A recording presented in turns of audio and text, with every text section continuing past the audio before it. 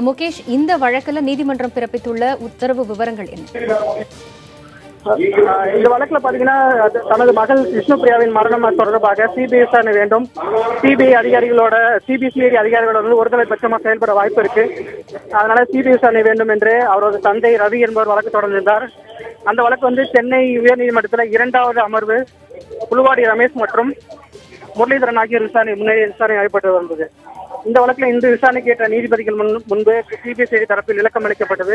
அதில் வந்து இந்த வழக்கில் வந்து பாரபட்சமற்ற முறையில் வந்து விசாரணை நடைபெற்று இருப்பதாகவும் இதுல வந்து எவ்வித இடையூறும் இல்லை, அதிகாரிகள் வந்து அனைவரும் விசாரிக்கப்பட்டு வருவதாக செயல்பட்டிருக்காங்க.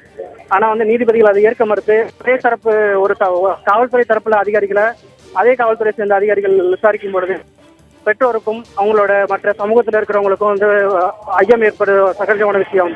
அதனால சிபிசிஐடி விசாரணைக்கு பதிலாக சிபிஐ விசாரித்தா சரியா இருக்கும் என்று நீதிபதிகள் கருதி இந்த வழக்கை சிபிஐக்கு விசாரணைக்கு உத்தரவிட்டிருக்காங்க.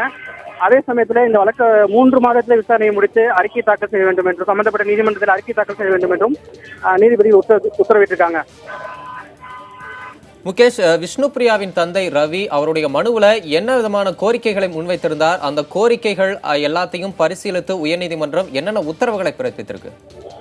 கட்டாயமா அவர் வச்சிருந்த கோரிக்கைன்னா ஒரே கோரிக்கை தான். இது வந்து சிபிஐ தமிழக போலீஸ் விசாரணை செய்தாக்க எங்களுக்கு வந்து முழுமையான நம்பிக்கை இல்லை. ஏன்னா வந்து ஒரு தைரியசாலியான தன்னோட மகள் வந்து தற்கொலை செய்வதற்கான துடியும் வாய்ப்பு கிடையாது. அதே நேரத்தில் இவங்க முக்கியமாக குற்றம் சாட்டுறது வந்து அந்த மாவட்ட எஸ்பியா இருக்கிறவர் மேலதான் செந்தில்நாதன் அப்படின்ற மேலதான் குற்றம் சாட்டினாங்க.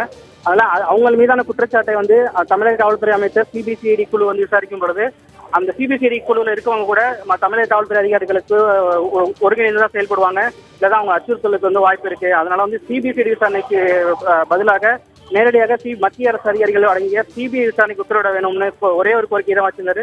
அதை ஏற்றுக்கொண்ட நீதிமன்றம் இன்றைக்கு வந்து மனுதாரர் ரவியோட கோரிக்கை வந்து நியாயமானது என்றும் தன்னோட மகள் மரணத்துல வந்து சந்தேகம் ஏற்படுதுங்கிறத வந்து